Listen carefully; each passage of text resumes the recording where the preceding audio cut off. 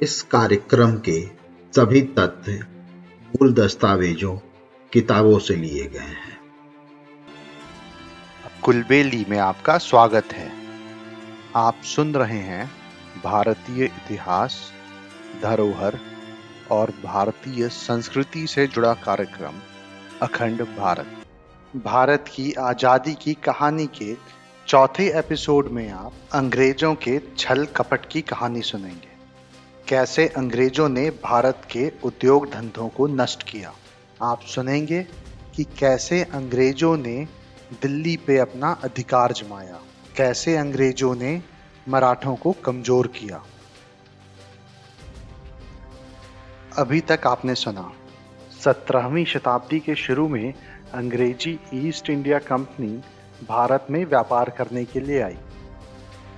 धीरे धीरे उन्हें भारत के कमजोरियों का पता चलता गया और फूट डालो राज करो की नीति चला के अंग्रेजों ने भारत में अपना आधिपत्य जमाना शुरू कर दिया। सन 1765 में अंग्रेजों ने शाह आलम को 26 लाख रुपए देकर बिहार, बंगाल और उड़ीसा की दीवानी और मालगुजारी वसूल करने का अधिकार ले लिया। उधर अफगानों और मराठों के पानीपत की लड़ाई के बाद मराठे कमजोर पड़ गए। अब सुनते हैं आगे। दिल्ली के बादशाह शाह आलम के समय तक अंग्रेज अपने को बादशाह की प्रजा कहा करते थे।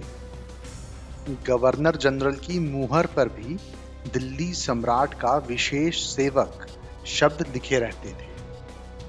जब भी कोई अंग्रेज अफसर, चाहे वो गवर्नर जनरल खुद क्यों ना हो, शाह आलम के दरबार में जाते तो अदब के साथ खड़े होते और उन्हें भेंट देते। सन 1785 में महाराजा माधवराव सिंधिया ने दिल्ली पर अपना प्रभाव जमा लिया था। मुगल सम्राट के सारे अधिकार माधवराव सिंधिया के पास आ गए थे और इसके बदले शाह आलम को केवल 6 लाख रुपए सालाना दिए जाने लगे। शाह आलम सिंधिया परिवार के व्यवहार से इतना खुश थे कि उनके परिचय में सम्राट ने एक कविता लिखी जिसके कुछ वाक्यों का अर्थ है। माधव जी सिंधिया जो मेरे जिगर का टुकड़ा है, मेरा बेटा है, वो मेरे सारे दुखों को दूर करने में लगा हुआ है। कंपनी के जनरल वेल्स ने फूट डालने का अपना काम शुरू कर दिया और इसमें वो सफल हो गए। मुगल बादशाह शाह आलम को उसने मराठों के खिलाफ भड़काया और इस तरह दिल्ली मराठों से खाली हो गई। दिल्ली पर कंपनी की सेना का अधिकार हो गया। बादशाह शाह आलम को खर्च के लिए 12 लाख रुपए सालाना दिए जाने लगे।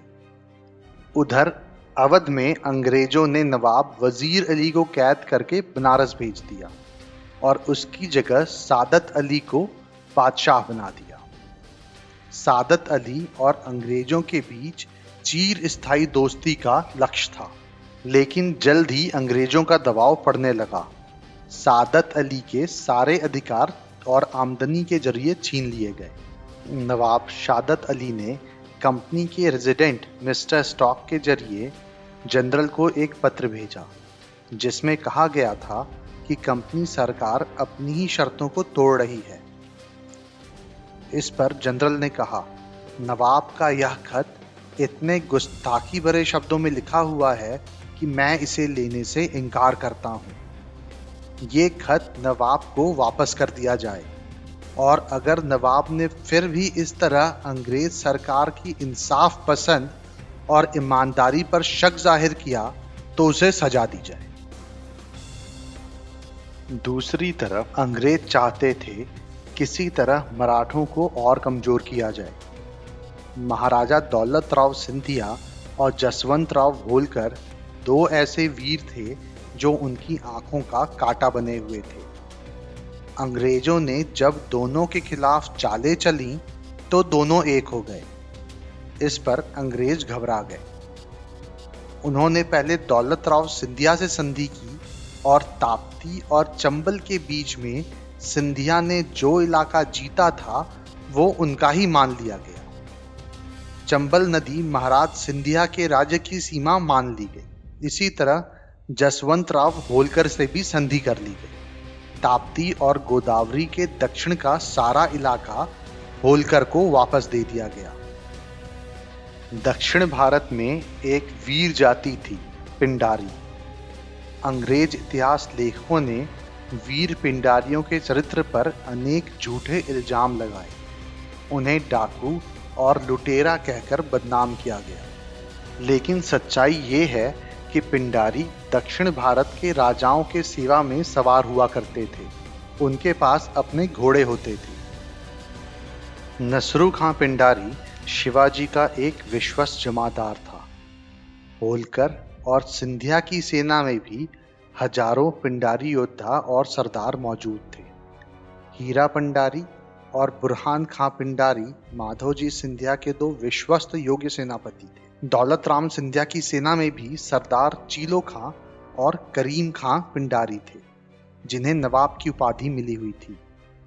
होलकर राज्य में रहने वाले पिंडारियों को होलकर शाही और सिंधिया राज्य में रहने वाले पिंडारियों को सिंधिया शाही कहा जाता था। हेस्टिंग्स ने मराठों की ताकत को कम करने के लिए पिंडारियों को नष्ट करने का निर्णय लिया। अंग्रेजों ने उन्हें लुटेरा और डाकू कहा, उनमें फूट फैला दी और इस तरह आपसी झगड़ों में उलझाकर पिंडारियों को खत्म कर दिया गया। दिल्ली में शाह आलम की मृत्यु के बाद उसका बेटा अकबर शाह गद्दी पर बैठा, पर जैसा कि अंग्रेजों की नीति थी, उन्होंने उससे जो वादे किए थे उन्हें पूरा करने से वो मुकर गए। अकबर शाह ने अपनी शिकायतों को इंग्लैंड के दरबार में पहुंचाने के लिए राजा राम मोहन राय को भेजा, पर वहां उनकी कोई सुनवाई नहीं हुई। अंग्रेजों का प्रभाव बराबर बढ़ रहा था। कंपनी ने मार्क्वेस ऑफ हेस्टिंग्स को कंपनी का गवर्नर जनरल नियुक्त किया। उसने अपना पद संभालने के बाद एक नया काम शुरू किया, भारत के उद्योग धंधों को नष्ट करना और भारत के धन से इंग्लिश संस्थान के उद्योग धंधों को बढ़ाना। ब्रिटिश पार्लियामेंट ने एक एक्ट पास किया जिसमें कहा गया था कि इंग्लिस्तान का बना हुआ माल भारतवासियों के सर मढ़ा जाए और भारत के प्राचीन उद्योग धंधों का नाश किया जाए। भारत के भयंकर दरिद्रता और गरीबी की कहानी यहीं से शुरू होती है। सूरत में बनने वाले कपड़े और जुलाहों के साथ क्या होता था, उसका हाल एक अंग्रेज लेखक रिचर्ड ने लिखा है। अंग्रेज जुलाहों से कहते थे, अब तुम ये कपड़ा सिर्फ हमको बेचेगा, कंपनी का रेजिडेंट व्यापार ही इसको खरीदेगा और कोई नहीं। हम इसकी जो कीमत देगा वही तुम्हें लेना पड़ेगा। जुलाहों ने मना करने की कोशिश की, नहीं, हम तुम्हें ये कपड़ा नहीं बेचेंगे।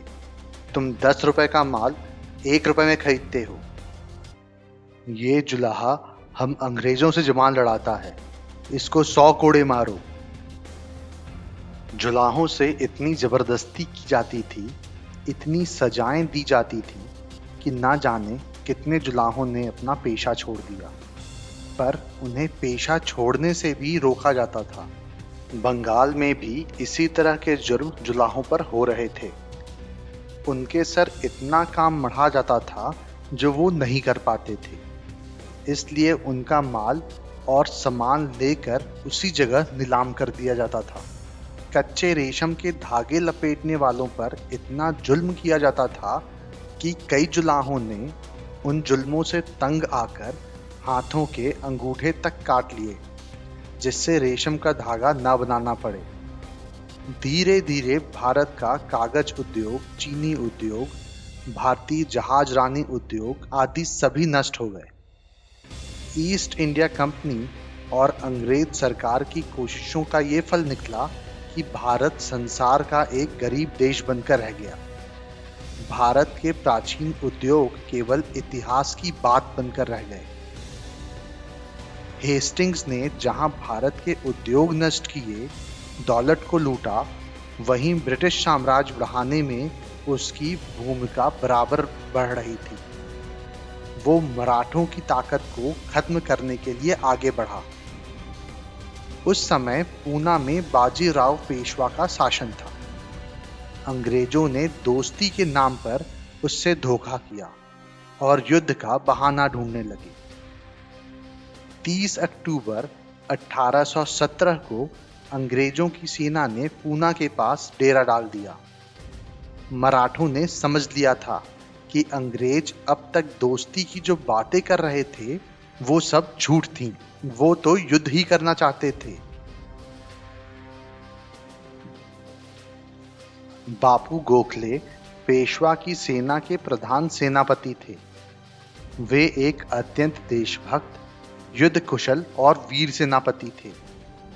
5 नवंबर 1817 को खड़की के पास मराठों और अंग्रेजों की सेनाओं के बीच युद्ध शुरू हुआ। लेकिन बालाजी पंचनाथ और यशवंतराव घोरपड़े जैसे विश्वासघातियों के सामने बापू गोखले की सेना कहां टिकने वाली थी। बापू गोखले अंत समय तक अंग्रेजों का मुकाबला करते रहे और वीर गति को प्राप्त हुए। अंग्रेज जानते थे कि मराठा सरदार इतनी जल्दी पेशवा के शासन का अंत नहीं होने देंगे। इसलिए उन्होंने बाजीराव के खिलाफ एक और चाल चली। सतारा के नाबालिग राजा प्रताप सिंह की मां को अंग्रेजों ने वादा किया। उसके बाद पूरे मराठा साम्राज्य के वास्तविक अधिकारी के रूप में ऐलान जारी कर दिया। सुनो सुनो सुनो, शिवाजी महाराज के वंशज सतारा के राजा प्रताप सिंह ने कहा है, अंग्रेज हमारा दोस्त है। बाजीराव पेशवा से कोई किसी तरह का संबंध ना रखे।